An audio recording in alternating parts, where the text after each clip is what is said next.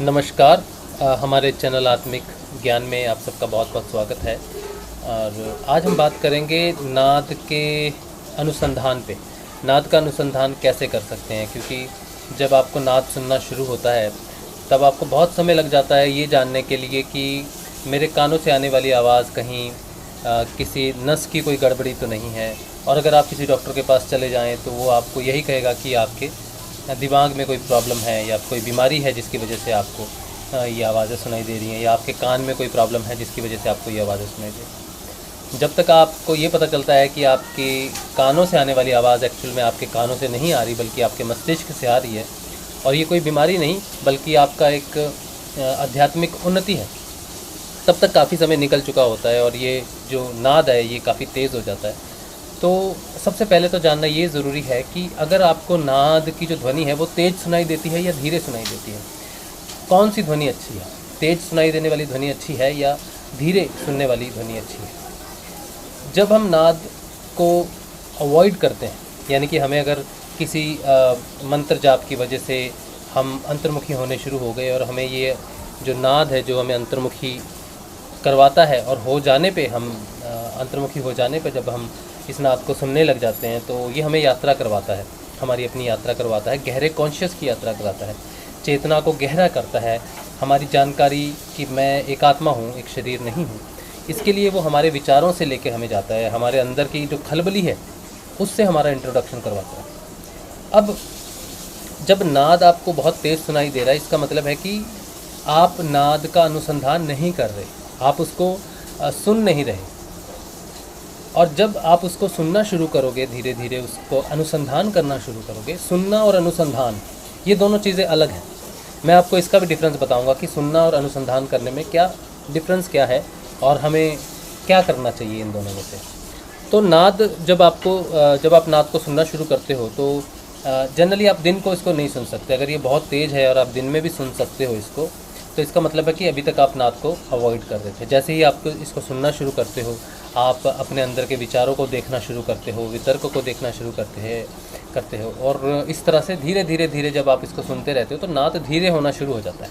क्योंकि अब जो नाद है ये आपको और गहरी जो है चेतना को और गहरा करता है और गहरा लेके जाता है आपको आपके अंतर्मन में।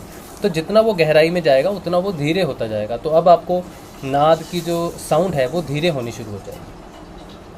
और इसके साथ ही अगर ये प्रश्न रहे आपका कि नाद मेरे को दो तरह के सुनाई देते हैं या तीन तरह के सुनाई देते हैं, एक तो झुंझुर की आवाज़ है, सीटी की आवाज़ है, या फिर घंटियों की आवाज़ है, बैल की आवाज़ है, तो मैं कौन सा सुनूं? तो सबसे पहले आपको ये बता दूं कि आपको वो आवाज़ सुननी है जो धीमी है।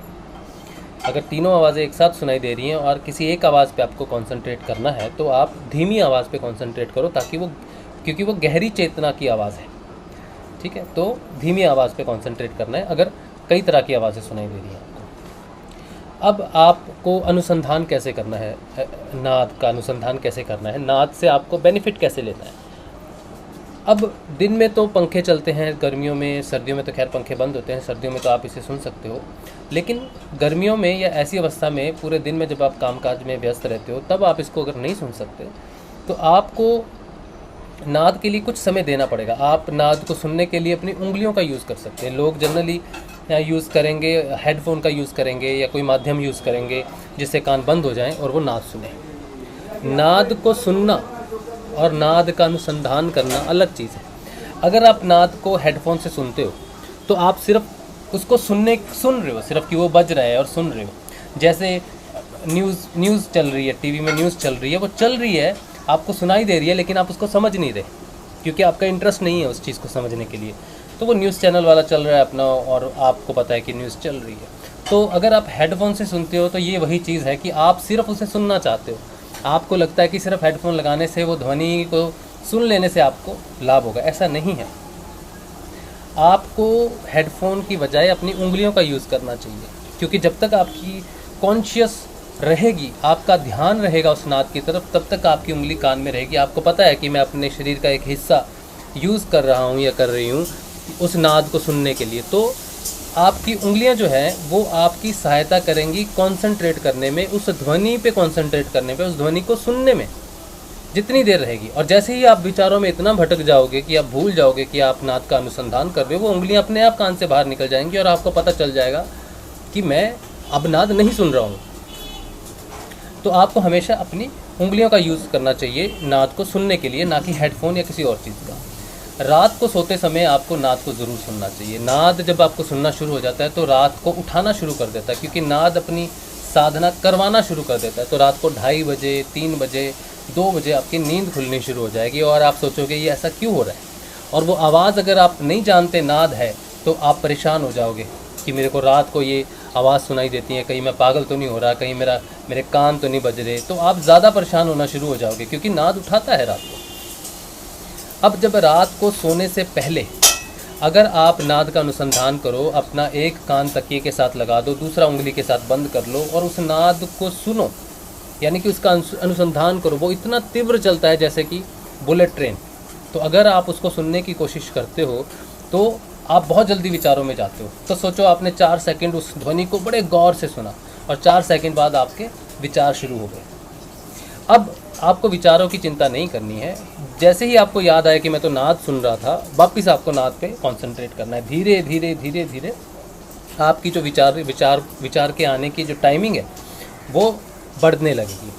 आप 7 सेकंड, 8 सेकंड, 10 सेकंड, 15, 20, 25, 30 सेकंड उस नाद पे कंसंट्रेट कर पाओगे और वो विचार उतनी देर आप पे हावी नहीं होंगे। इस बीच में आप एक ऐसी स्थिति में भी आओगे जब आपको नाद भी सुनाई देगा और आपको ये भी पता होगा कि मुझे विचार भी आ रहे हैं और मैं नाद भी सुन रहा हूँ। ये भी स्थिति आएगी, यानी कि आपका जो ध्यान है, आपका जो कंट्रोल है, वो विचारों पे होना शुरू हो गया है।